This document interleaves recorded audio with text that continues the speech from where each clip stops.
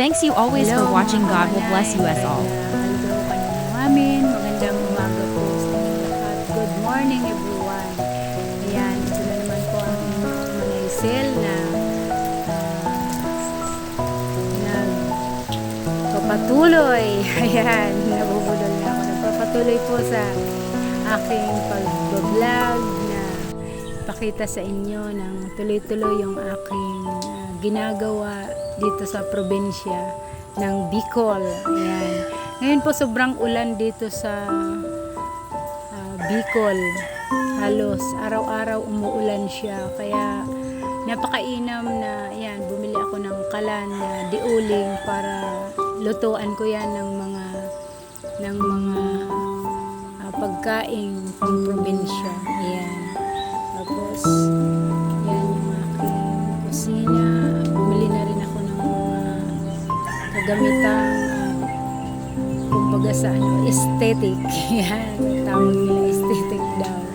Ayan, bumili ako ng mga halos ganyan, pa isa-isa lang kasi medyo may pricely po siya yung mga gamit na native. Yan, talagang kahit sandok lang medyo mahal siya.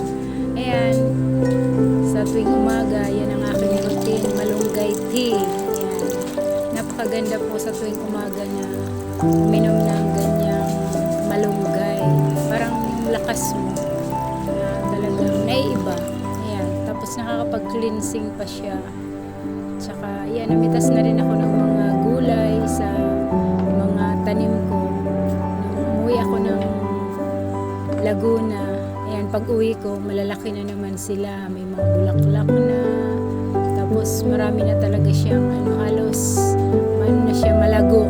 Ayan, kaya na-harvest ko na yung mga bulaklak, tapos yung mga dahon ng kalabasa, at saka nakakuha na rin ako ng yan,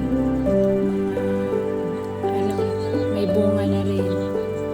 Yan ang aking igugulay ngayong umagang maulan, kasi sobrang ulan dito. Halos ayan, talagang araw-araw ang ulan. Masarap kumain ng gulay. Ayan, dapat maging masustansya yung kinakain natin dahil pabago-bago ang klima ng panahon. Kailangan masustansya yung pinapasok natin sa ating katawan. Ayan, talagang mas gusto ko pang gumawa na nakasalampak ako sa sahig habang ako'y nagmumuni-muni,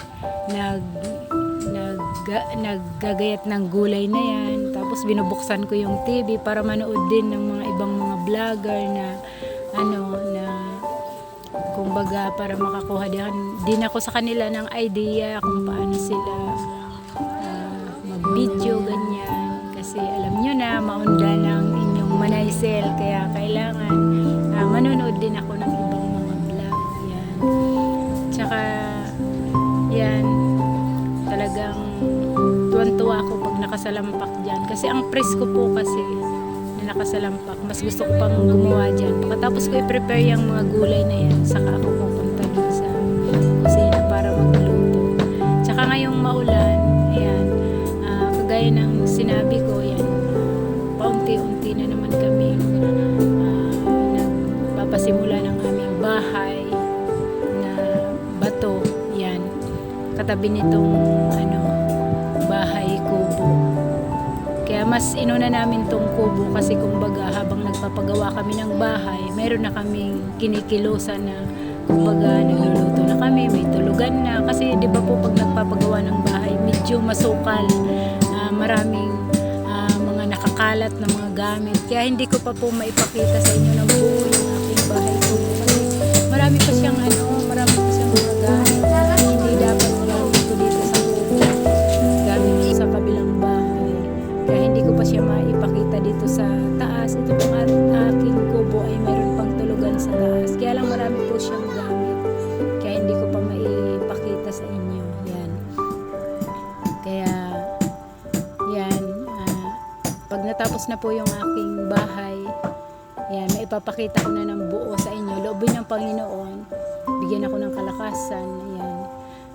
masarap magmuni-muni dito sa bahay kubo kasi pag wala akong ginagawa, pag wala ako sa garden, ang hawak ko naman Bible, mag-aral ng Word of God. Ayan.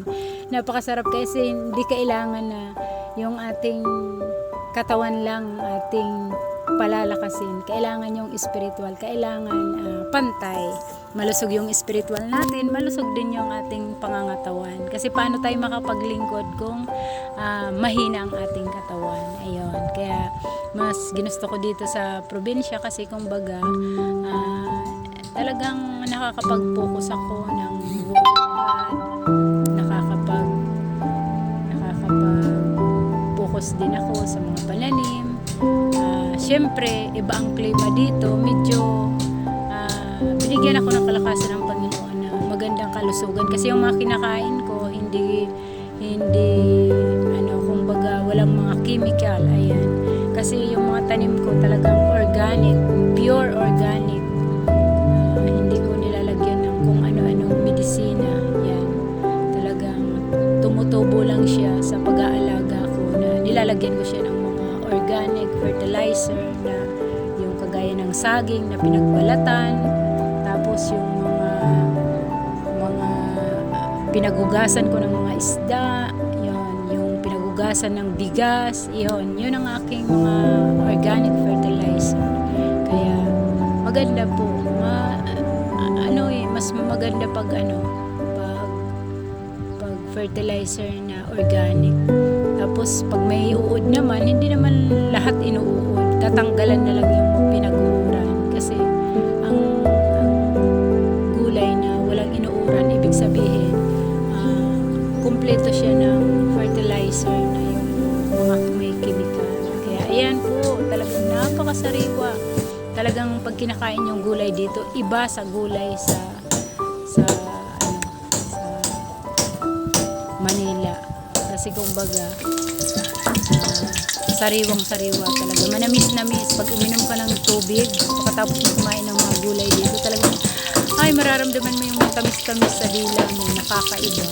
Ayan. Piniprito ko lang yan. Yung talong nga, minsan kahit hindi ko lagyan ng sausawan ng toyo at kalamansi, kinakain ko na lang siya. Napakasarap po yan. Kaya, na-enjoy ko talaga yung aking bahay bakasyon. Kaya, masarap pong tumira sa probinsya. Napaka-inam. Yung talong dito, pag yung pinirito mo, talagang napakalambot. Talagang pwede mong ihalo sa mga lasagna. Yan, nilagyan ko lang yan ng tawag nito, ng sardinas. Masarap na sa akin yun. Talagang malasa. Tsaka siyempre maulan, ayan, ipapamerienda ko sa aking mga nagtatrabaho. Champurado. Yan.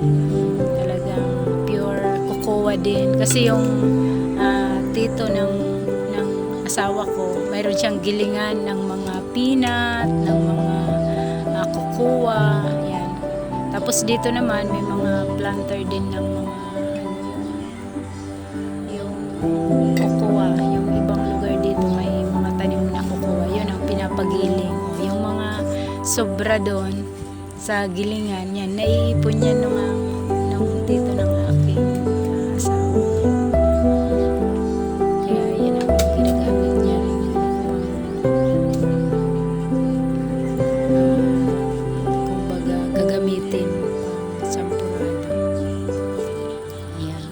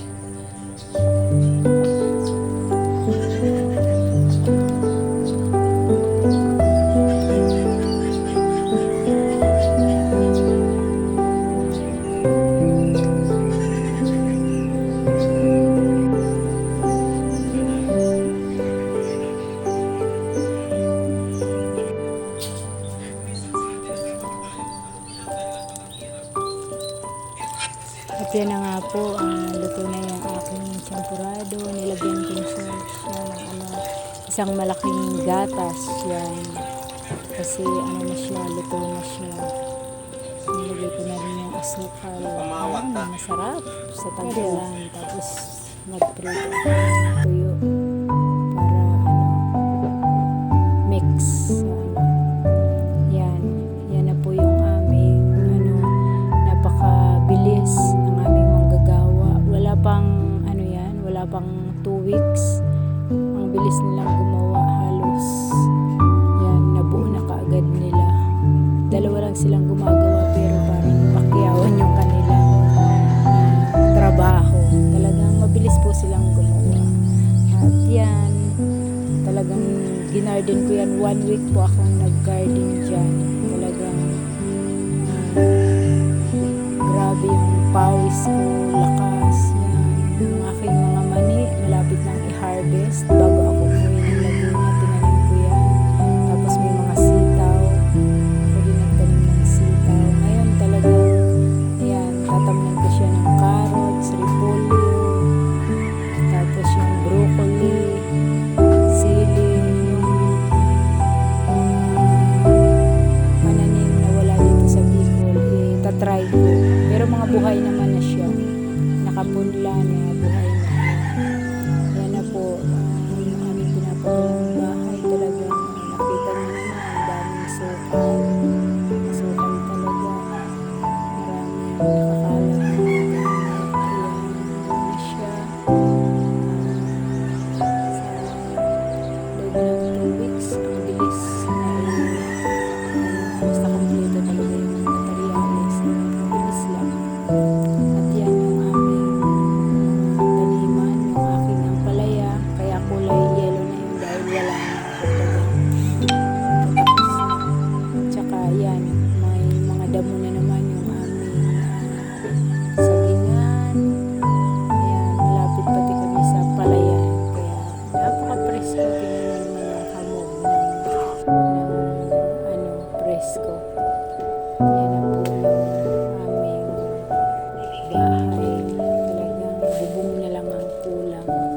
Tapos ipinis. Marami pa rin gagastusin pero salamat sa Panginoon dahil siya yung nagpo-provide ng aming pangangailangan. Ayan, malapit na rin siya magawa. Siguro loobin ng Diyos, pagbalik na naman namin ng Laguna, bubong naman at saka ipapinis namin. Tsaka yung sahig. Ayan. Kaya ako naman, agalang-agalang naman talaga sa pagluluto. Kaya ngayon lang na naman ako nakapag-upload. Ako po pala ay nagpapasalamat sa inyo, sa inyong mga pagsubaybay sa aking vlog, sa aking channel. At saka nagpapasalamat po ako ng lubos sa inyo. Ang Diyos po ang magbalik sa inyo ng pagpapalat biyaya. Ayan. Ayan, 2 kwarto lang yan. Ayaw namin ng up and down. Kasi siyempre pag tumanda na talaga kami, talagang nandun, hindi na namin mapapanhik yung hagdan. Kaya ayaw namin ng up and down. Ganyan lang. Talagang Korean type lang na bahay. Ayan. 2 kwarto, may 2 CR, tapos may sala na malaki. Yan.